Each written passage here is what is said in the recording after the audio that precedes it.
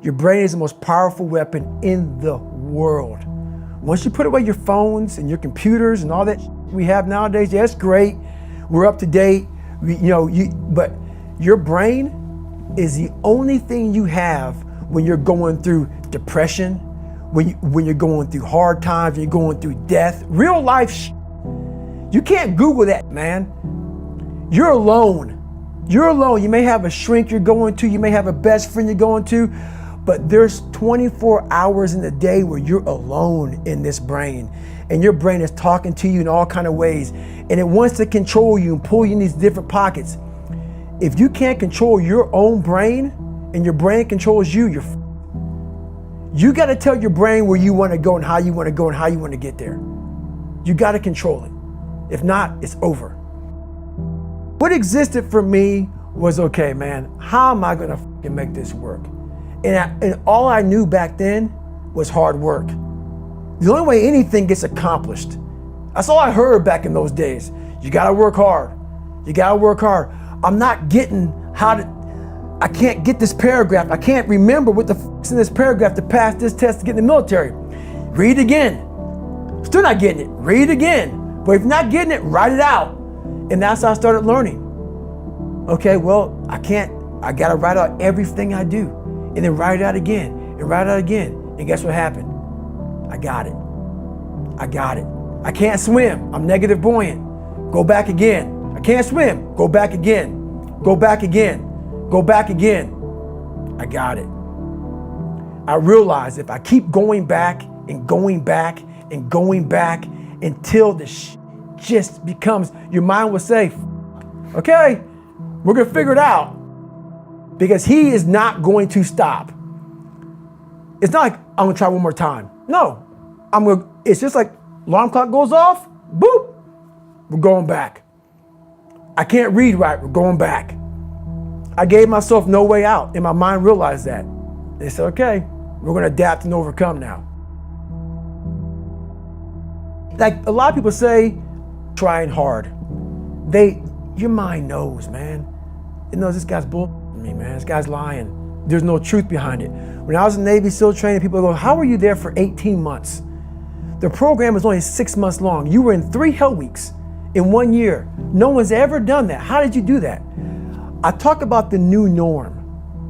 When I lived in a $7 a month place when I was growing up for a short period of time, I loved it.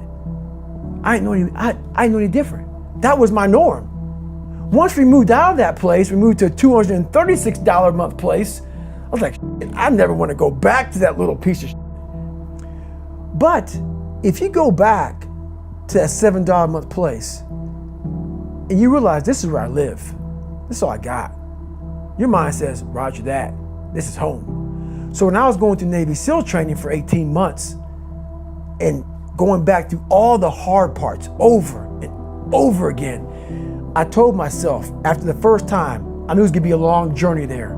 My body was breaking down. It was just how it was going on. I said, you know what, this is my new norm. So my mind said, it's like going to work. Like you go to work, you put your suit and tie on, I go into suffering every day. Every day, suffering, being broken, duct taping my feet up, stress fractures, shin splints, being broken. This is my new norm. And your mind says, if we're not broken, this ain't normal. We gotta be broken. So then your mind starts to get tougher and tougher and more callous. People go, how'd you run on broken feet? Broken shins. My mind knew this is how we operate. We're in Navy SEAL training. This is what we are. I became hell. And that became my new norm. I gave myself no way out. There was nothing outside these walls of hell. Nothing. I love God, but for a short period of time, I became the devil, because that was hell. I became the boss, the owner, the CEO of Navy SEAL training. That was my mindset. And that's how you get through things. You immerse yourself in wherever it is, and you become that. You become that and give yourself no way out. When I was 297 pounds and I was fat as hell trying to be a Navy SEAL, the scariest thing in the world to me, even to this day, was that could have been the rest of my life. I thought then I was trying hard. That's the scariest thing in the world. I thought then 297 pound, working for Ecolab, spraying for cockroaches, making $1,000 a month. I thought that was me at my 100% potential. Come to find out, a few years later, I wasn't anywhere near that. 106 pounds less, graduate Navy SEAL training, went on to do all these other things. Looking back on that, that was me trying hard. That's why people gotta understand, what is in us, we have no idea until we start trying hard. And I mean really trying hard, where you're obsessed with, hey, this is my new norm. My new norm is that, wow, this isn't always fun. It's not always meant to be fun. And that's when you know you're trying hard. People hear my story and think this guy is sadistic. I realized how the brain works. I figured out how the brain works. I'm a scared kid, and that's what gives me so much power. I had no foundation, and I built this off of just researching the mind. The feeling you get is basically invincibility. You realize that you can't do it all the time. When you need to do it, I know I can go to a place that I can live in. And when you know that you can run on broken legs and you can do certain things that a lot of people can do, but they're not willing to do, this power, this sympathetic nervous system of fight or flight, and you're fighting, it gives you this charge of energy of when you're sitting there at 3:30, 4 o'clock in the morning and you're duct taping your feet up because they're broken, and you're doing it by yourself, and you're going through arguably one of the hardest training in the world. And these guys, most of them are healthy, and you're going through it broken, and you're already at a disadvantage, but you're still there. You can feed into that and tap into that for a lot of power. But if you look at it, well, I'm broken, man. I'm not gonna make it. But if you look at it as, man, I'm broken and I'm still here.